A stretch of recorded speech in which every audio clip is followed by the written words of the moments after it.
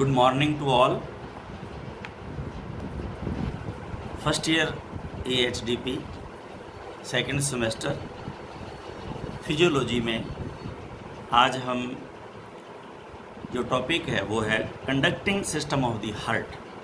हृदय का स्वचालित स्पंदन कैसे चलता है, ये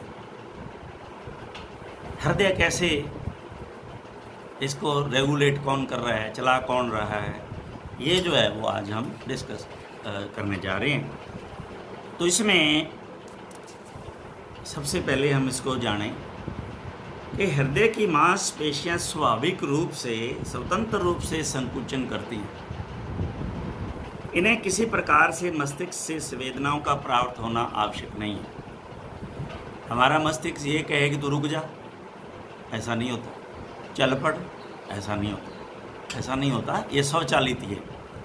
लेकिन एक बात ज़रूर इससे जुड़ी हुई है कि अगर हमारे ब्रेन में कोई टेंशन आ जाती है, हार्ट बीट बढ़ जाती है, कोई ऐसा अचानक जो ऐसा हमें कोई समाचार मिल जाता है, तो ये तो असर ज़रूर अवश्य पड़ता है। लेकिन अगर ये स्वचालित करने के अंदर इसका ब्रेन से कोई ताल्लुकात करें नहीं है। हालांकि मस्तिष्क की संवेदनाओं से इसकी गति को कम व बढ़ाया जा सकता है, जो कम ज़्यादा होती है, जैसे ब्रेन पे हमारे इफेक्ट पड़ता है।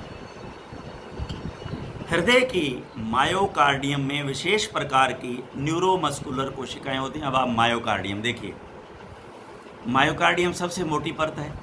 ये मैंने आपको उसमें पढ़ाया था जब हमने इसकी लेयर पढ़ी है। पेरिकार्डियम पढ़ी थी ना, मेजोकार्डियम है, मायोकार्डियम।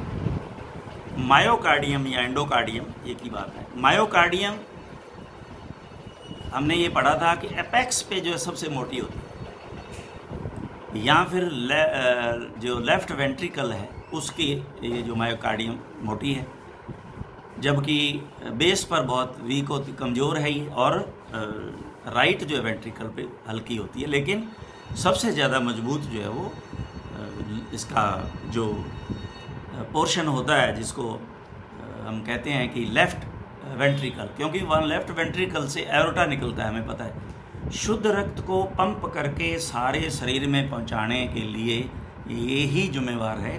तो ये यहाँ पर मायोकार्डियम जो है वो मोटी विशेष तौर के और न्यूरोमस्कुलर कोशिका होते हैं जो इस स्वचलन को आरंभ करती हैं, वह चालू रखती हैं। ये ताल में संकुचन निम्न द्वारा संचालित होता है।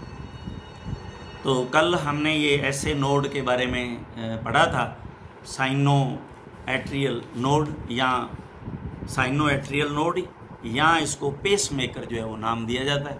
और यहाँ से ही ये करंट स्टार्ट होता है इसको चलाने के लिए।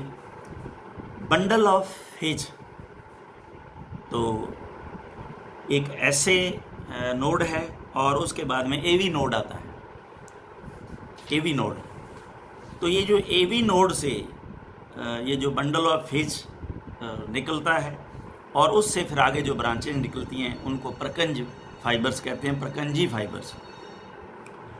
तो ये तीन जो हैं वो जिम्मेवार हैं इसको संचालित के लिए। तो इसको हम ध्यान से सुने जरा। साइनो एट्रियल नोड, ऐसे नोड दाएं आलिंद की, राइट ऑरिकल की आगे की दीवार पर सुपीरियर वेना कावा के छिद्र के पास। सुपीरियर वेना कावा कौन सा, जो बॉडी से रक्त को राइट ऑरिकल में लाता है, वहाँ जो ओपनिंग है उसके पास स्थित एक तंतु पेशीय रचना, जिससे एक विद्युत आवेग उठता है तथा यह आलिंदों से निलय में फैल जाता है, यानी कि ऑरिकल से वेंट्रिकल में चला जाता है। ऐसे नोड से ही हृदय की धड़कन शुरू होती है, इसलिए इसे गति नियामक या पेस मेकर भी कहते हैं। यह ऐसे नोड से उठा आवेग कुछ ही क्षण में एंट्रियो वेंट्रिकुलर नोड यानी एवी नोड में पहुंच जाता है।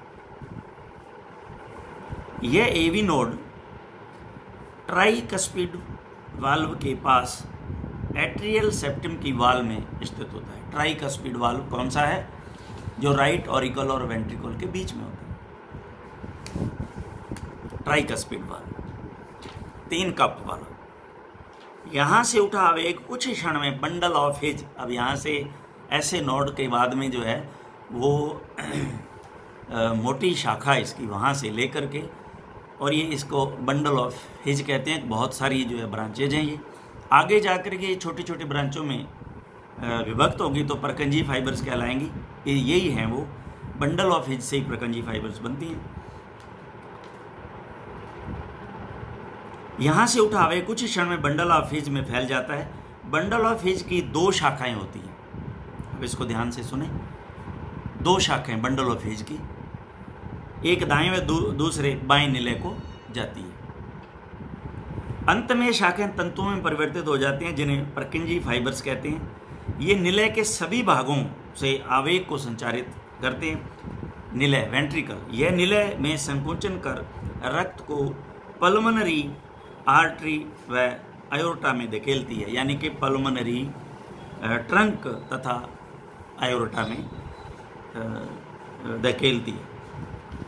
तो ये था इसका जो है हमने पढ़ा कंडक्टिंग सिस्टम ऑफ हार्ट। ये बड़ा ही सुंदर डायग्राम दिया हुआ है।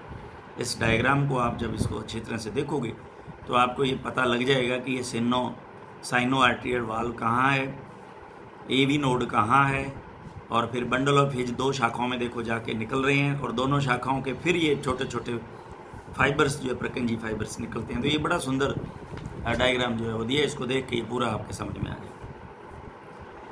अब इसमें सबसे अब जो आता है वो है ब्लड प्रेशर, रक्तचाप क्या होता है। रक्त वाहिनियों के भीतर प्रवाहित होने वाले रक्त के द्वारा उनकी भित्तियों पर पड़ने वाले दबाव को रक्तचाप या ब्लड प्रेशर कहते हैं। ये 2 प्रकार का है, एक सिस्टोलिक होता है और दूसरा डायस्टोलिक होता है। अब हम पहले सिस्टोलिक ब्लड प्रेशर को पढ़ेंगे। निली प्रकुंचन के दौरान रक्त को महाधमनी में धकेलने के लिए निलय यानी कि लेफ्ट वेंट्रिकल का कंट्रैक्शन जब होता है तो उससे रक्त जो है वो एओर्टा के अंदर धकेला जाता है। तो बाएं निलय के संकुचन से उत्पन्न होने वाले दाब को सिस्टोलिक ब्लड प्रेशर कहते हैं। यह सामान्य व्यक्ति में 100 से 140 mm ऑफ मरकरी के बीच होता है। डायस्टोलिक ब्लड प्रेशर हमने पढ़ा था कि लब डब और औस है विश्राम अवस्था। तो हृदय जब विश्राम अवस्था में डायस्टोलिक स्टेज में होता है तो धमनियों के भीतर विद्यमान दाब डायस्टोलिक ब्लड प्रेशर कहलाता है। यह सामान्यतया 70 से 90 mm ऑफ मरकरी के बीच होता है। इसे अर्थात ब्लड प्रेशर को स्फाइग्मो मैनोमीटर से नामक उपकरण से द्वारा नापा जाता है। अब इसमें अलग अलग जो हैं वो डेयरी काऊ में आइडियल याद रखें, शीप एंड गोट में आइडियल याद रखें, हॉर्स में आइडियल याद रखें, नियर अबाउट है आदमी के नियर अबाउट। तो देखिए उसमें 140 है और दूसरा जो है वो 90 है, तो इसमें 140 95 है, 140 95, 130 95 है हॉर्स में। और डॉग में तो बिल्कुल सेम ह्यूमन बीइंग 120 से 70 है, और ह्यूमन बीइंग नीचे आप देख रहे 120 80 है। तो ये रफ आइडिया एक ब्रेन में रखना जरूरी है इनको याद करने के लिए, तो ये अंदाज़ा याद रह जाएगा। तो ये ब्लड प्रेशर था। अब है शॉक, आघात। शॉक क्या होता है? कहते हैं ना शॉक से मर गया आदमी, उसको शॉक लगा और उससे जो है मर गया आदमी। शॉक क्या है? परिचय, आघात कहते हैं इसको। किसी भी ऐसी घटना जो अकस्मात अचानक होती है जिसमें धमनियों में रुधिर दाब बीपी कम हो जाता है और इस कारण से अंगों की कोशिकाओं को ऑक्सीजन व पोषण नहीं मिल पाता, जिससे प्राणी सामान्य स्थिति में नहीं रहता अथवा अचानक मृत्यु तक हो जाती है। ऐसी स्थिति को शॉक कहते हैं। वर्गीकरण इसमें कई तरह के हैं शॉक। तो पहला है इसमें कार्डियोजेनिक शॉक है। ये CAR कर लेना, ये इसमें मिसप्रिंट हुआ है। कैर्डियोजेनिक नहीं, कार्डियोजेनिक है, CAR है। कार्डियोजेनिक हृदय जनित आघात। इसमें जनरली जो है वो बचता नहीं है इंसान या कोई जानवर। इसमें हृदय की रक्त सप्लाई अवरुद्ध हो जाती है। ये हृदय की सप्लाई, ये जो कोरोनरी, अभी मैंने देखा ना कोरोनरी आर्टरी जो है सप्लाई करती हैं, उसमें कहीं ना कहीं अवरुद्ध आ जाता है। तो इसमें हृदय रक्त सप्लाई अवरुद्ध हो जाती है। जैसे कोरोनरी आर्टरी में एम्बोलिज्म क्या है? थक्का जमना, अथवा रक्त का थक्का बन जाता है या कोई ऑब्स्ट्रक्शन आ जाता है। इससे हृदय को ऑक्सीजन नहीं मिल पाता, आघात हो जाता है। इसे कार्डियक शॉक, कार्डियक फेल्योर और हार्ट फेल्योर भी कहते हैं। हेमोरेजिक शॉक, हेमरेजिक का मतलब होता है खून का निकलना, हेमरेज हो जाना, रक्तस्राव होना। प्राणी के शरीर से रक्त अधिक स्राव पर रक्त का आयतन मात्रा धमनियों में कम हो जाती है ज़्यादा होने से, तथा पशु में अधिक रक्त निकल जाने के कारण होने वाले आघात को रक्तस्राव आघात कहते हैं। इसे अल्प आयतनिक आघात यानी कि हाइपोवोलेमिक शॉक, हाइपो मतलब कम, वॉल्यूम का मतलब ब्लड का वॉल्यूम कम हो जाना, हाइपोवोलेमिक शॉक भी कहते हैं। इसके कारण है चोट से बड़ी रक्त वाहिनियों की क्षति, चोट से बड़ी रक्त वाहिनियों को क्षति पहुंचे, अत्यधिक खून की उल्टी हो जाना, अत्यधिक खूनी दस्त लग जाना, इनसे जो है ब्लड बॉडी से निकल जाता है और हाइपोवोलेमिक हो जाता है, वॉल्यूम कम हो जाता है ब्लड का और वो इंसान या जानवर शॉक से मर जाता है। अब है टॉक्सिक शॉक, विषैला आघात, टॉक्सिक शॉक।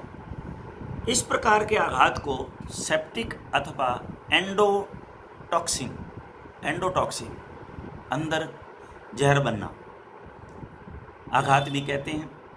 इसमें सूक्ष्म जीवी, जीवाणु, विषाणु ऐसे विष पैदा करते हैं। अगर इन्फेक्शन हो जाता है बैक्टीरिया का या वायरस का, तो ऐसा विष जो है वो टॉक्सिन छोड़ते हैं जिसमें रक्त का कुछ भाग रक्त वाहिनियों से बाहर आ जाता है तथा वाहिनियों में रक्त का आयतन कम हो जाता है। इस प्रकार के आघात को विषैला आघात कहते हैं। ट्रॉमेटिक शॉक, दुर्घटना, ट्रोमा, चोट। किसी भी दुर्घटना में गहरी चोट लग जाने के कारण, पशु के अत्यधिक रक्तस्राव हो जाए, चोट के कारण से रक्त की आपूर्ति कम हो जाए, उससे रक्त वाहिनियों में रक्त का आयतन कम हो जाता है, वॉल्यूम कम हो गया तथा पशु बेहोश हो जाता है तथा मृत्यु भी हो जाती है। ऐसे आघात को दुर्घटना आघात कहते हैं। ये दुर्घटना और हेमरेजिक आपस में एक दूसरे से बिल्कुल मेल खाते हैं। इसमें सिर्फ दुर्घटना के कारण है और वो किसी भी कारण से हेमरेज हो सकता है। ये दुर्घटना के कारण है। वो दस्त भी लगें, उल्टी दस्त वाली आ गई तो उनसे भी हो सकता है। तो ये सिर्फ कारण इसका ट्रॉमेटिक तभी कहलाएगा अगर इसमें चोट लगेगी। अब एलर्जी आघात, एनाफाइलैक्टिक शॉक। एनाफाइलैक्टिक, जब किसी भी बाह्य पदार्थ को शरीर में प्रविष्ट कराते हैं अथवा हो जाता है तो उससे शरीर में एंटीबॉडी, एंटीजन रिएक्शन होता है। ये हमें पता ही है। बाहर से जो प्रवेश करवाया, अभी मैंने आपको समझाया था, वो एंटीजन है। हमने एंटीजन एंटीबॉडी उसमें पढ़ा है रिएक्शंस में। वो एंटीजन है। कोई भी बाहर से अगर आपने कुछ भी बॉडी के अंदर एंटर करवाया तो वो एंटीजन का काम कर रहा है, उसके खिलाफ एंटीबॉडी जरूर बनेंगी। तो अगर ये रिएक्शन हो जाए तथा मास्ट सेल द्वारा हिस्टामिन, ये एलर्जी क्यों होती है? क्योंकि हिस्टामिन रिलीज हो जाती है बॉडी में, इसलिए हम एंटी हिस्टामिनिक देते हैं। एविल देते हैं ना कई बार, जैसे कोई मक्खी खा गई, जहरीली जानवर खा गया, तो कहते हैं कि भाई इसमें एलर्जी हो गई है, दाफड़ हो गए हैं, सूज गया है, तो उसमें क्या एलर्जी हो गई, एलर्जिक रिएक्शन है वो। तो उसमें क्या करते हैं, हिस्टामिन रिलीज हुई है ज़्यादा बॉडी के अंदर, और अब उसमें क्या करेंगे हम, एंटी हिस्टामिनिक एविल जो है वो दे देते हैं। हिस्टामिन अथवा इओसिनोफिल विशेष कारक उत्पन्न होता है जो शरीर में वासोडाइलेटर, वेसल्स को डायलेट कर देता है। जो वेसल्स हैं उनको डायलेट कर देता है। जैसे वेसल्स डायलेट हुई तो उनमें से जो उसमें प्लाज्मा है वो ऊज आउट हो जाता है। कहते हैं ना स्वेलिंग आ गई, स्वेलिंग का कारण वही होता है। तो वहाँ पे वासोडाइलेशन बढ़ गया, इसीलिए वो वहाँ स्वेलिंग आई, क्योंकि वहाँ से ब्लड जो आर्टरी या वेन है उसमें परमेबिलिटी ज़्यादा हो गई और वहाँ से वो छन के फ्लूइड जो ज़्यादा बाहर आ गया, क्योंकि वासो डायलेट हो गया ना, तो इसलिए वो वहाँ पे स्वेलिंग आ गई है। यहाँ वासो डायलेशन हुआ, उससे भी जो है वो स्वेलिंग नज़र आ रही है। उसके बाद में ब्रोंको कंस्ट्रिक्टर,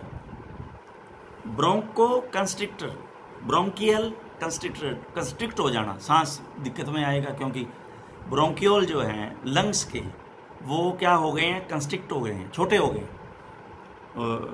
तो जब ये कंस्ट्रिक्ट हो जाएंगे तो सांस जो है वो, कहते हैं ना एलर्जी में सांस जो है तेज़ी से आने लगा, सांस फूल रहा है, इसलिए।